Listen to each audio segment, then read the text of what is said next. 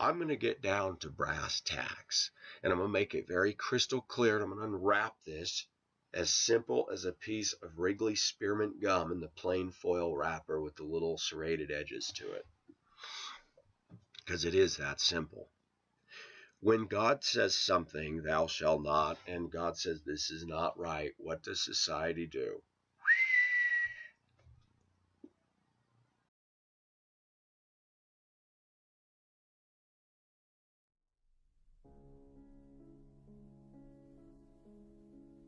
You expose a child to porn, it begins a lifelong problem for them.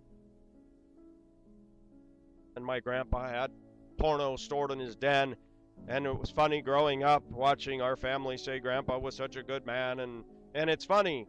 These adults made no effort to keep them away from their children or make sure that the children to get anywhere near them.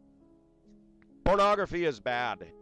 It is simply for the purpose of masturbation, and it's true. That is the only purpose for pornography. It's interesting to listen to the media decry the evil in this or that on the evening news, but they're getting paid by the very darlings that are producing some of the greatest evil the world has ever known, pornography. For the man who is married or about to be married, it destroys any chance for a faithful marriage. And women that are married have no business dressing the way they're dressing today, especially in today's born-again Christian churches where they're exposing their cleavage and showing all of that and not having any conviction about modesty. Pornography is harmful.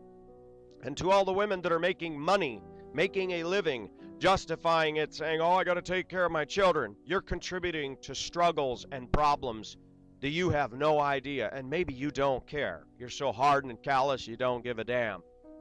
I have also noticed with porn that when you start looking at a normal woman, pretty soon you desire more, just like drug addiction. When you do drugs, then you desire a harder drug to get a higher high. Unfortunately, the same is true with porn. Then you start desiring all kinds of illicit desires that go beyond normal male-female to all kinds of other things, which we will not get into.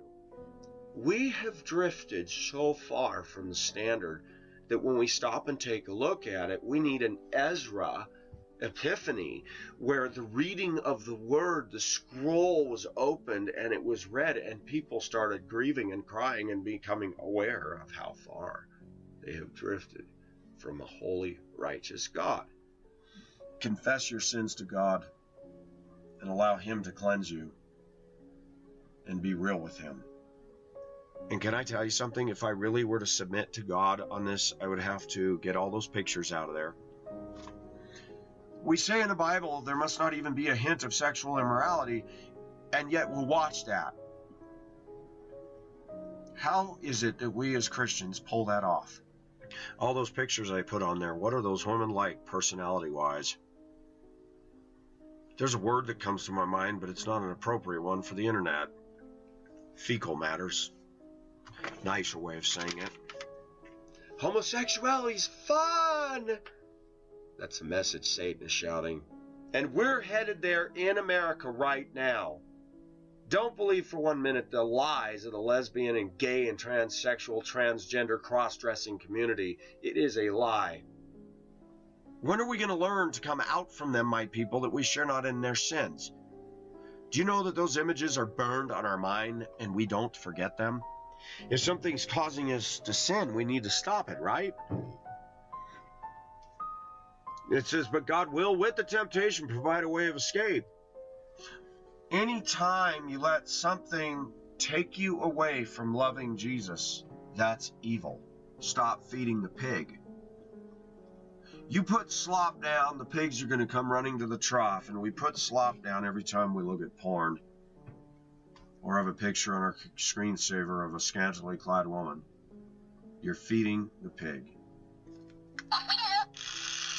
There you go. Quit looking at porn. And if you got to shut off your internet and throw your TV set in the trash and quit reading women's magazines to do it, more power to you. I'll tell you what, when you lose your virginity, you can't get it back. When you start looking at porn, if you have a conscience and you have a guilt in there, it doesn't feel good after you're done.